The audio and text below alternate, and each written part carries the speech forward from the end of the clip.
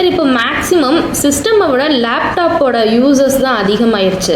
நிறைய பேர் laptop use பண்ணுறாங்க.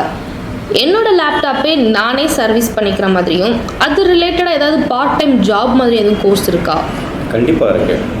ஸோ நம்மளோட லேப்டாப்பை நான் எப்படி மெயின்டைன் பண்ணணுன்ற ஒரு ரொம்ப முக்கியமான விஷயம் ஒன்று இருக்குது. லேப்டாப்பை ப்ராப்பராக மெயின்டெனன்ஸுன்றது பண்ணாலே சர்வீஸ் ஓரியன்டாக நிறையா வர்றதுக்கு வாய்ப்புகள் கம்மி தான். அதே மாதிரி நிறைய பேர் லேப்டாப் வச்சுருப்பாங்க, அவங்க என்ன கான்ஃபிகரேஷனில் இருக்குன்னு கேட்டால் அவங்களுக்கே தெரியாது. i3, i5, i7, i9, என்ன ப்ராசஸர், என்ன ரேம், இந்த மாதிரி டீட்டெயில்ஸ் கூட தெரியாது.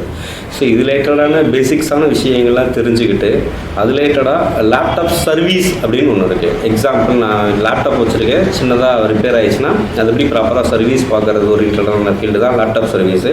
இதிலே டிஸ்பிளே சேஞ்ச் பண்ணுறது, கீபோர்டு அண்ட் மவுஸ் செட்டிங்ஸ் மாற்றுறது, தென் அது மட்டும் இல்லாமல் பார்த்தீங்கன்னா மதர் போர்டு ஓரியன்டான ப்ராப்ளம்னாலும் மாற்றுறது. லேப்டாப் நிறைய பேர் கீழே போட்டு உடஞ்சிருக்கும், சைடில் ஓப்பன் பண்ணால் தூக்கிட்டோலாம் வரும், பிடிங்கி அது ஒரு மாதிரி கேபிள்ஸ்லாம் ரிமூவ் ஆகி வரும்.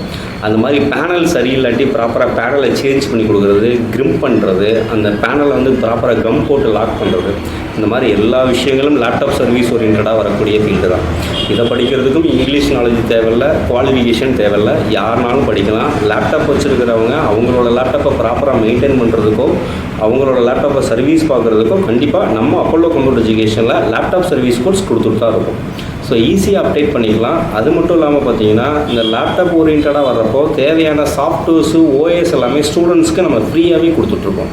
அதனால் லேப்டாப் சர்வீஸ் ஈஸியாக அப்டேட் பண்ணக்கூடிய டெக்னிக்கல் ஃபீல்டு தான், யாருனாலும் படிக்கலாம். தேங்க்யூ.